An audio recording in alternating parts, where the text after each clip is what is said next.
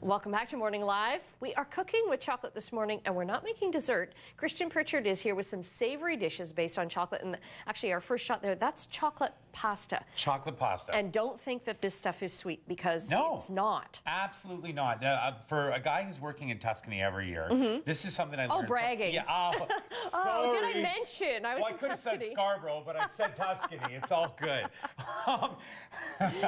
So the chocolate's amazing because this is something that they're doing there. Venetians, also in the north of Italy, this is a very big dish. People think, oh, chocolate, gross, sick, it's going to be sweet. No, no, no, no.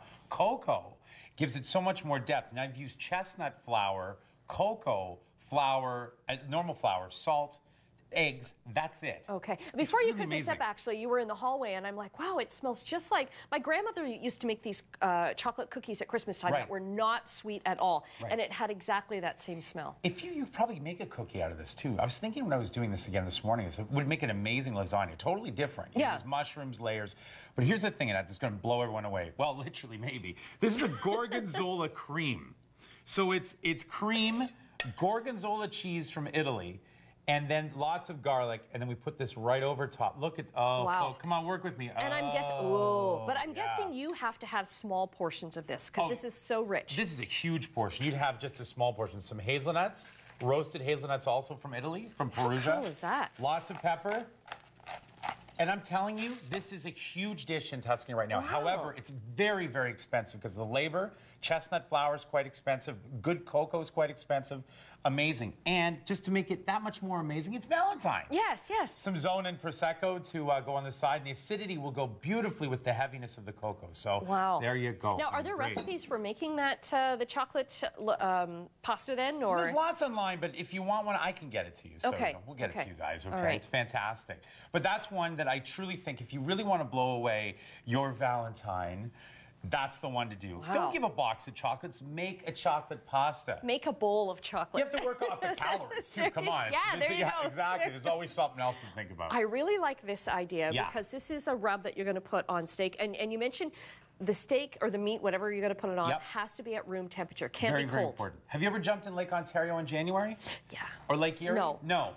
I mean, why There's a reason for that. Exactly. So a rib steak needs to come down to temperature just because it's like if it gets into the pan or on the grill, it's like, I'm used to this, right? Okay. And season it just before. People season it way too early and everything, all the juices and everything come out. So we've got the salt, the pepper.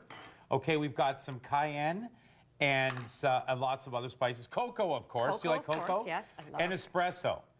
Now, espresso, cocoa, a little bit of cinnamon is in there as well. Look at this. So if you want, should we put on the gloves here to get it on the steak? I mean, if you're doing this at home, you can have lots of fun. Can I do it too? I'm going to have one of your gloves. Food.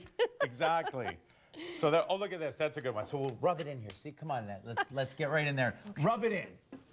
Oh, see, I need my other hand. No, you're doing great. But you see, this will give it just enough and let it sit maybe 10. Isn't that amazing? Great. 10 or 15. Your neighbors, when you put this out on the grill, even at minus 30 temperatures we have in Ontario, will blow them away. Good job. Thank you. Look at that. So let's put it in there.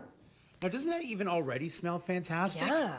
That's the thing. And it'll give it so much. And the color that'll come out of it, the crust. Okay, I could eat this now. Why not? Come on, let's have a taste. Would that be delicious? So good. I know. Like just the crust that it'll develop because of the fat that's in that meat, right?